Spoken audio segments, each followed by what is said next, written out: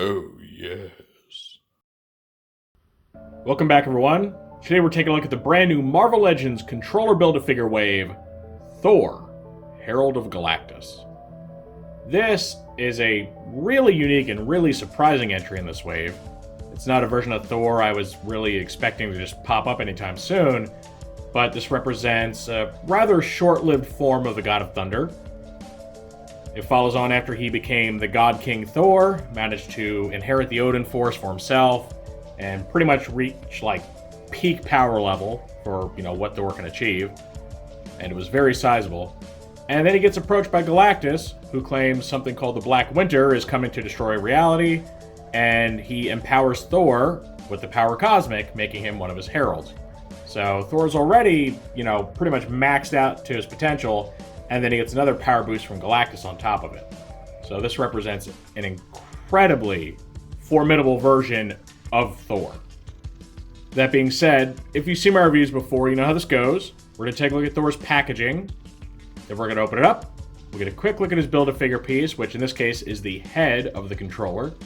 And then we'll see Thor himself. We'll check out all his posability, his accessories. Naturally, I'll be doing some group shots and comparisons today. And then at the end of the video, I'll give my final thoughts. So Thor comes in your standard Marvel Legends packaging. You get your controller callout up top. Get your Mjolnir symbol up here, denoting it's a Thor-based figure. You get the logo for Thor during the time and the comic art in which this version of him appears. You get your controller head. You get this Mjolnir that's just glowing with pure power. You get these cool lightning effects. You get your main Thor figure, who is incredibly detailed. And I've seen a lot of people online gushing over this toy, saying they think it's like the best Marvel Legends to come out this year. I don't know, we'll have to see. I mean, it definitely looks really good. And he's probably the reason that poor Speedball doesn't come with any accessories, because Thor just hogged them all to himself. So not only does he have his weapons, his lightning, 2 additional hands, he actually has his, formerly Odin's Ravens, Hugin and Munin. Now you can see one of them here, with the wings folded, and then you can just kind of make out the wing of the other Raven right there. I don't think there's a way to tell which one's which. I think they're just ravens, but you can use your imagination. So overall, very, very cool looking. We turn the package to the side. We get this nice artwork of Thor wielding a very powered up Mjolnir. You see he's got these great light effects going on where his armor's just shining and everything. Not sure what's going on in the background, like planets falling apart around him or something. You get some even more really nice artwork of Thor standing there holding Mjolnir, charging it up. You got 2 ravens in the background. You got a storm behind him. Very dramatic picture. We get his name, and then we get some flavor text here, and that reads, Thor does the unthinkable when he becomes the newest Herald of Galactus, aligning with the Great Devourer to stop an even greater threat. That threat they're referring to is, of course, the Black Winter, which turns out is actually Galactus's boss. You find out Galactus is its herald. So he's like the Devourer of Worlds, and the Black Winter is the Devourer of Universes or Realities. So yeah, big old plot twist there toward the end of that arc. But yeah, Thor looks really cool. You can see his armor seems to like shine with the very cosmos itself. Look at that, we got stars and stuff on the armor. Really neat effects. And I'll say the timing of this guy's release is probably no accident. As you guys know, Galactus was the most recent HasLab for Marvel Legends, and it is just now, as I'm recording, starting to be released. I'm seeing people in the UK and stuff get theirs. I don't think the US has gotten theirs yet, but it should be like anytime now. Now, sadly, I do not have a Galactus on the way. I did not start collecting Legends until after the backing period for that guy was well over, and for me to pick one up will be very, very costly. And I do want one because it looks amazing, and this guy would look so good with it. I also have Firelord from the Fantastic Four set that I haven't reviewed yet, and I've got that Terrax 2-pack coming whenever that releases. So it does feel weird to have all these heralds without the centerpiece. I want it. I don't know if I'm willing to pay the aftermarket prices though, because he was already $400, and I'm currently seeing prices around $700 or so for people trying to resell it. So almost twice what you could have backed him for. It's a tall order. I'd love to, but just to throw $700 at anything in one go is a lot, especially for a toy. So we'll see. We'll see if I end up getting him or not. I hope I do. I hope I can find a way to make it work, but we'll see. All right, so down here on the bottom, sorry for that tangent, we get our render of the controller Build-A-Figure, and then we get our cross-cells for the wave. We get Iron Man, who I reviewed previously.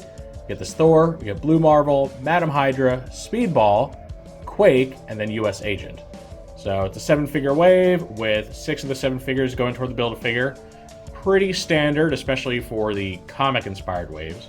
And, you know, it's a very mixed wave. It's got characters from all these different Marvel series. And while part of me does prefer there be a centralized theme around a wave, I also do like the idea of just kind of getting more variety of characters so they don't all have, you know, a common aesthetic, right? Like an X-Men wave is cool because I like X-Men, but then they all just look like X-Men and there's not a whole lot different, if you know what I mean. So it's an interesting wave. I'm pretty happy with everything they put in here. All right, so that is the packaging. It's got some really stellar artwork. I love that. I'm gonna miss all this artwork with the newer packaging. So yeah, it looks really good. I very much like it. Let's go ahead and open it up. All right, now we get Thor out of his packaging, and you can see all of his accessories laid out. Going from left to right, we get our controller head. We get some lightning effects, which actually go around this Mjolnir here. You get 2 closed-fisted hands, and then you get your 2 ravens, Hugin and Munin. So quite a bit going on here, and this is just a regular release. Like, just a single pack. He's a big boy, so you would kind of expect them to release this guy as like a deluxe, but no, they just released him as a normal, like, core assortment figure, which is cool in my opinion, and really just makes me wonder how arbitrary all those, like, price points really even are, because I'm sure, you know, on a different day of the week, they would have said, yep, this is a deluxe release, but no, he's like 25 bucks right now. Go figure. All right, let's look at that controller head. So it's kind of funny. They don't normally release the head as, like, you know, the first BAF piece to come out, but it did this time, and it's really nice looking. It's got this beautiful metallic blue for the helmet, and then it's got this incredibly well sculpted and painted face where you get all, like, the little cracks and lines in his face, and they got, like, some shading going on there. You get the eyes, which are, you know, you can see are, like, separately set in that give them a more realistic look. They're glowing white. You got his teeth, which are painted on. He just looks overall very nice, and it's a really good start to this Build-A-Figure. All right, now let's look quickly at the 2 ravens. You get the one that is standing there with its wings out, and it's kind of squawking at something, and then the other one is just kind of chilling. One thing I notice is while this one stands up fine, this one tends to fall back on its tail, because the feet are angled in such a way to where it doesn't have a lot of back support. In fact, he's kind of stepping on his own toes, probably because of the way he was in the packaging, which I'm sure that's something you can fix just by, like, bending them out for a little bit. But even if you kind of bend them out before you place him down, he still just wants to fall backwards. See, there he goes. I mean, it doesn't look terrible. It's not super obvious that he's kind of leaning back on the tail, but I mean, they could have just angled the knees a little more sharply or something. I don't know. They're pretty cool. They're unpainted, but ravens are almost entirely black anyway, so definitely not the most important thing to throw paint on. All right, let's take a quick look at the Thor figure. So his head is on your ball joint and hinge combo, though you don't get much motion out of the hinge because all his hair in the way. The shoulders are universal, and the shoulder pads, like, they rotate along with the shoulders, which is really cool, and lift up. So, you know, you can lift them out, bring it this way, and look how the pads just go right with the shoulders. How nice is that? Doesn't catch or anything. Got a bicep swivel, and then oddly, he has a single elbow bend with an elbow swivel, which is something you don't normally see on Legends, especially the male characters, to get, like, a elbow and bicep swivel, but okay. It's got universal wrists, and the Mjolnir holding hand goes up and down, so you can kind of tilt it different ways. Got a ball joint in the upper torso, which is nice. Has a little bit of a ratchet motion going side to side. No waist articulation because of that. It's all one solid piece, which is something they're doing more and more with the male characters these days. He has the universal hips, and the skirt areas, they are a little more firm than I'd like them to be. It's not that, like, nice super soft rubber that the Love and Thunder toys had, but because it splits, it does have quite a bit of give to it, which is nice. Got his thigh swivel. He does have a double knee bend, so at least the knees aren't lacking there. And then your universal ankles. So overall, pretty nice. You can see the cape here. On the outside, it's just red with, like, a white little accent on the end there, like a white border. And the inside has this beautiful gradient where it goes from red to, like, purple. Now, sadly, the suit doesn't have, like, the cool moving star patterns and stuff on it, but that just... I wouldn't expect that much. That's a bit much for a $25 figure. And he does look really, really good. I mean, the textures and everything on him, whether it's the fabrics, whether it's the plated armor and all that, it looked phenomenal. The leather boots actually have like little wrinkles in them, like they're really made of leather. I mean, somebody put a lot of love into this guy. And there's a certain amount of effort here that like you're just not used to seeing, especially with your comic-based characters who, you know, they just love to recycle generic bucks and everything for. But this guy, he pretty much does it all. He's got a lot of unique sculpting. Everything came out great posability. I can't really complain. Like, the lack of double elbows is weird, but the elbows that he has have such a deep bend in them, so, like, you're not really missing anything. They pretty much go right up to the big bicep anyway. All right, let's look at his Mjolnir. Go ahead and place that in his hand. Kind of force it in there because the finger's a little tight. It'll go. Let's get the butt of it in there. All right.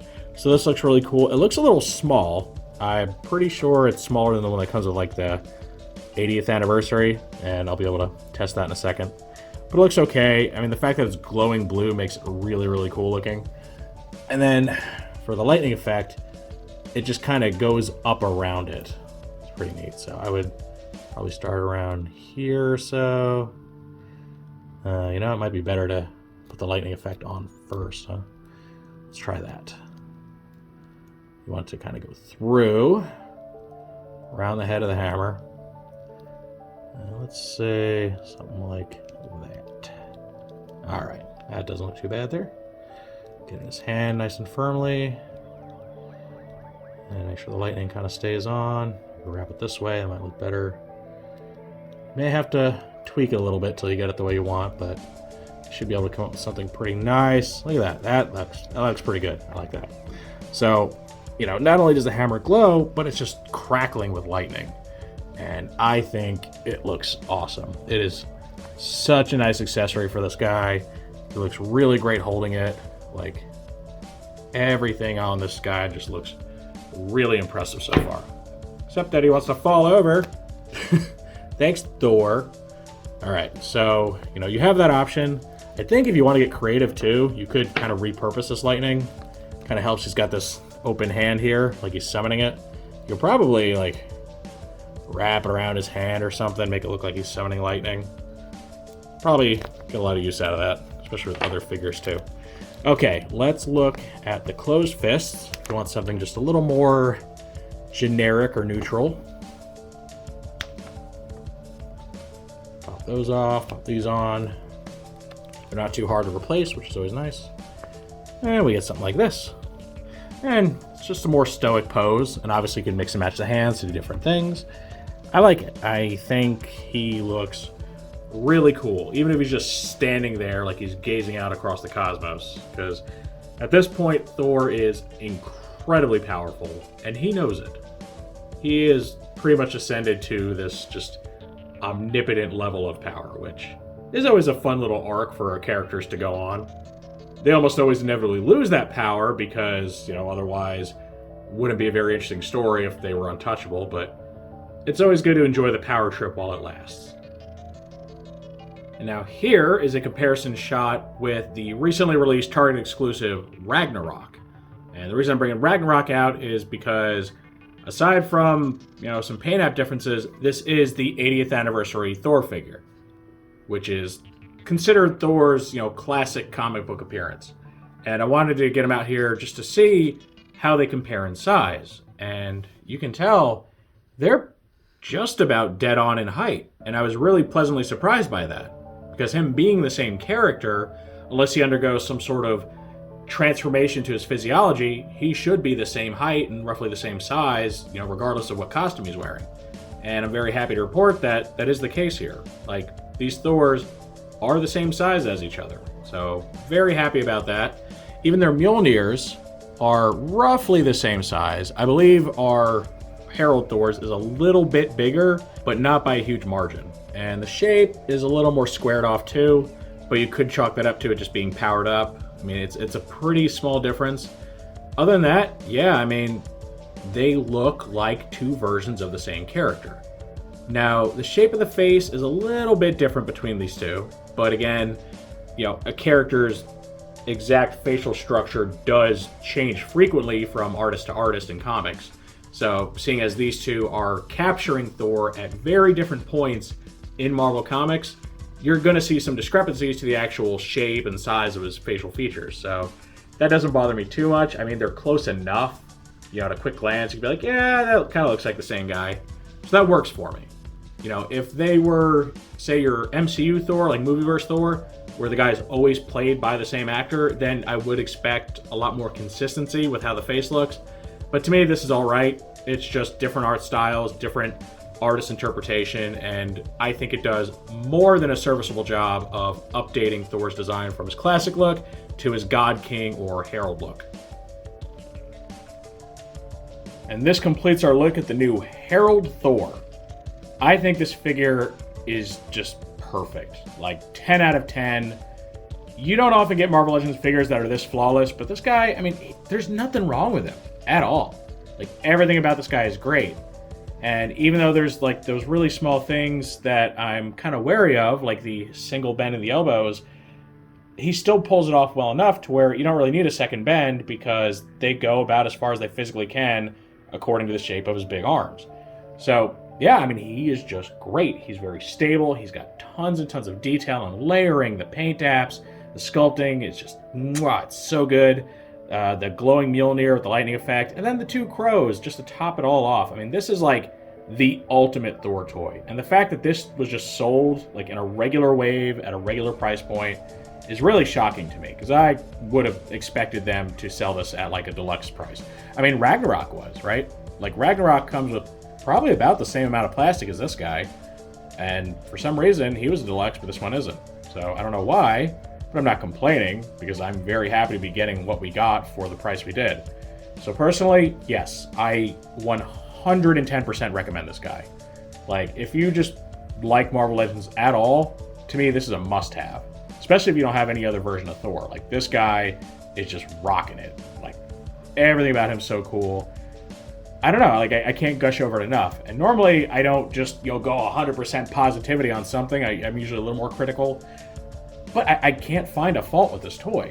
And, I think it did come at a price, because as we'll see as I go through the other figures in the wave, not all the figures are nearly as impressive. Some of them are downright disappointing, and I think part of the reason for that is because they put so much budget into Thor that the other toys ended up having to be very, very simplistic to accommodate.